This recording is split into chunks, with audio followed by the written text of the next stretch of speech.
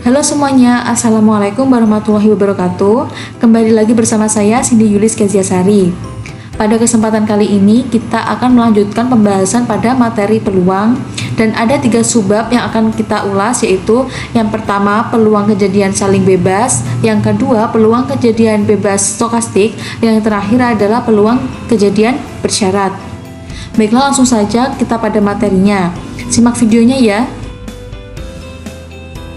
Kemudian, tujuan pembelajaran pada pertemuan kedua ini yaitu peserta didik mampu menjelaskan pengertian 2 kejadian saling bebas, menentukan peluang 2 kejadian saling bebas, menyelesaikan masalah kontekstual yang terkait dengan kejadian saling bebas, menjelaskan pengertian proses stokastik Beringa, menentukan peluang 2 kejadian saling bebas dengan proses stokastik Beringa, kemudian menjelaskan pengertian kejadian bersyarat, selanjutnya menentukan peluang kejadian bersyarat, dan yang terakhir adalah menyelesaikan masalah kontekstual yang terkait dengan kejadian bersyarat. Untuk subbab yang pertama yang akan kita bahas pada pertemuan kedua kali ini yaitu peluang kejadian saling bebas.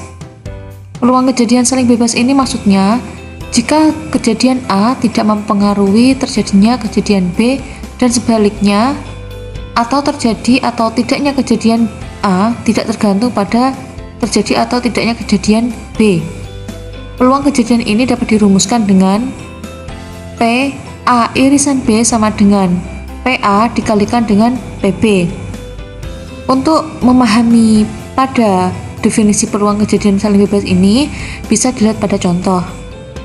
Pada pelemparan sebuah dadu sekaligus, A adalah kejadian keluarnya dadu pertama angka 3 dan B adalah kejadian keluarnya dadu kedua angka 5. Berapakah peluang terjadinya A, B, dan A irisan B? Untuk menjawabnya kita perlu membuat tabel terlebih dahulu, sehingga diketahui bahwa semestanya yaitu dimulai dari 1 dan 1 sampai dengan 6 dan 6. Ini diperoleh dari yang atas itu dari pelemparan dadu pertama dan yang vertikal dari pelemparan dadu kedua, sehingga semestanya diperoleh 36. Kemudian kejadian A itu tadi keluarnya dadu pertama angka 3. Untuk dadu pertama angka 3 ini diperoleh di sini, yaitu 3 dan 1, 32, 33, 34, 35, 36, sehingga jumlahnya adalah 6 untuk yang kejadian A. Kemudian kejadian B adalah kejadian keluarnya dadu kedua angka 5. Sehingga di sini pada pelemparan kedua harus yang 5, belakangnya 5 ini. Sehingga diperoleh 1 dan 5, 25, 35, 45, 55, 6, 5. Jumlah dari kejadian B yaitu 6. Sehingga peluang A itu adalah 6 dibagi 36 sama dengan 1/6. Peluang B adalah sama 1/6. Nah, peluang kejadian saling bebasnya yaitu P A irisan B sama dengan 1/6 dikalikan 1/6 sama dengan 1/36. Untuk lebih jelasnya juga terdapat pada peluang kejadian bebas stokastik. Pada peluang kejadian bebas stokastik ini merupakan salah satu bagian dari peluang kejadian saling bebas. Artinya sama. Pada peluang kejadian bebas stokastik ini definisinya yaitu 2 kejadian yang saling tidak bergantung dan tidak saling mempengaruhi. Artinya, kejadian A tidak mempengaruhi kejadian B dan sebaliknya. Perhatikan ilustrasi berikut. Misalkan pada suatu percobaan, pelemparan sekeping mata uang logam dan sebuah dadu secara bersamaan sebanyak 1 kali. Nah, di sini K1 adalah kejadian muncul sisi gambar pada uang logam dan K2 adalah kejadian muncul mata dadu genap. Perhatikan bahwa muncul sisi gambar pada uang logam tidak mempengaruhi munculnya mata dadu genap. Sehingga K1 dengan K2 disebut kejadian bebas stokastik. Bisa dimengerti? Jadi, suatu kejadian A dengan kejadian B itu tidak saling mempengaruhi. Contohnya itu sekeping mata uang logam, misal munculnya sisi gambar, nah itu tidak akan berpengaruh pada kemunculan mata dadu genap karena keduanya sudah berbeda, keduanya tidak mungkin bergantung. Seperti itu. Misalkan K1 dengan K2 adalah suatu kejadian bebas stokastik, maka kejadian bebas stokastik ini dinotasikan dengan P K1 irisan K2 sama dengan PK1 dikalikan dengan PK2 sama dengan NK1 dibagi dengan NS dikalikan dengan NK2 dibagi dengan NS. Nah, ini konsepnya sama seperti peluang kejadian saling bebas. Contohnya, dalam sebuah kotak yang berisi 5 bola merah dan 4 bola putih akan diambil 2 bola satu demi satu secara acak dengan pengembalian. Nah, tentukan peluang pengambilan bola berwarna merah dan bola kedua berwarna biru. Nah, sehingga di sini pada kotak terdapat 5 bola merah, 4 bola putih dan akan diambil 2 bola satu persatu secara acak dengan pengembalian. Kita akan mencari peluang pengambilan bola pertama berwarna merah dan bola kedua berwarna biru.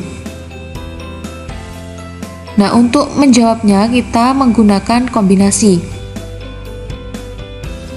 Pada NK1 yaitu pengambilan pertama merah tadi kan ada 5, sehingga C 1 dari 5 sama dengan 5 faktorial dibagi dengan 5 dikurangi 1 faktorial dikalikan dengan 1 faktorial sama dengan 5. Kemudian NS1 ini maksudnya semesta sama dengan kombinasi 1 dari 9, totalnya semua bola tadi adalah 9. Nah, sama dengan 9 faktorial dibagi dengan 9 dikurangi 1 faktorial dikalikan dengan 1 faktorial, hasilnya adalah 9. Nah, kita peroleh peluang kejadian pada K1 yaitu 5/9. Nah, kemudian pada K2 itu kejadian mendapatkan bola biru. Pada K2 ini bola biru tadi terdapat 4 buah, sehingga kombinasi 1 dari 4 sama dengan 4 faktorial dibagi dengan 4 dikurangi 1 faktorial dikalikan 1 faktorial, hasilnya 4. Sedangkan pada NS2 atau N pada semesta yang kedua itu tetap C1 dari 9. Kenapa kok tetap 9? Karena tadi syaratnya adalah dengan pengembalian, sehingga NS2 nya adalah 9.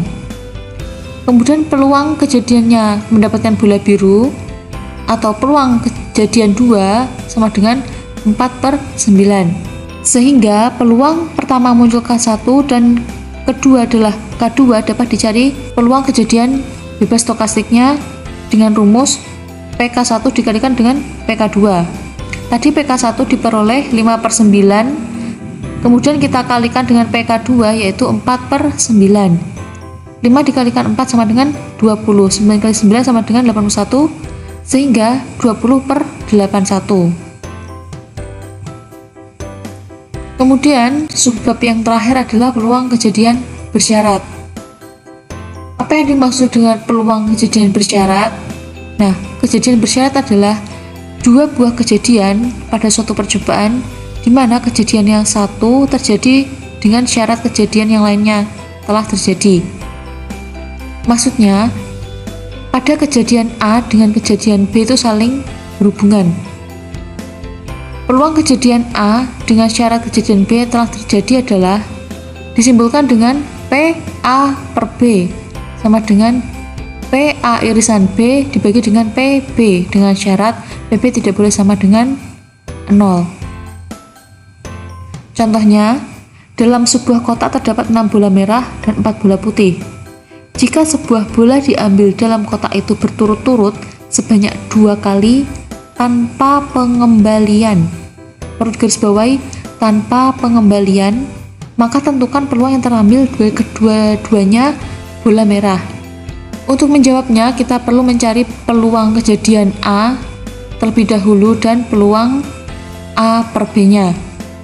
Untuk peluang A-nya atau peluang terjadinya pengambilan bola merah itu 6/10. 6 didapat dari mana? 6 didapat dari jumlah bola merah. 10 merupakan semestanya, yaitu 6 ditambah 4 sama dengan 10. Kemudian PA per B-nya adalah 5/9. 5/9 diperoleh dari mana? Kan ini tadi peluang yang terambil kedua-duanya bola merah dan tanpa pengembalian. Otomatis kalau tanpa pengembalian, maka setelah diambil pada pertama itu kan berarti tinggal 9. Semestanya tinggal 9 dan 6 bola merah ini terambil 1 kan tanpa pengembalian sehingga menjadi 5 bola merah. Maka PA per B sama dengan 5/9. Kemudian PA irisan B-nya adalah PA dikalikan dengan PA per B sama dengan 6/10 dikalikan dengan 5/9 sama dengan 30/90 sama dengan 1/3. Jadi peluang yang terambil kedua-duanya bola merah tanpa pengembalian adalah 1/3. Alhamdulillahirrahmanirrahim, pembahasan kita tentang materi peluang telah selesai. Kita di sini telah mempelajari 6 subbab, yaitu aturan pencacahan, permutasi, kombinasi, peluang kejadian saling bebas, peluang kejadian bebas stokastik, dan yang terakhir adalah peluang kejadian bersyarat. Semoga kalian mampu memahami materi peluang ini dengan baik. Cukup sekian dari saya. Apabila ada salah kata, saya mohon maaf dan saya ucapkan terima kasih atas perhatian kalian semua. Wassalamualaikum warahmatullahi wabarakatuh.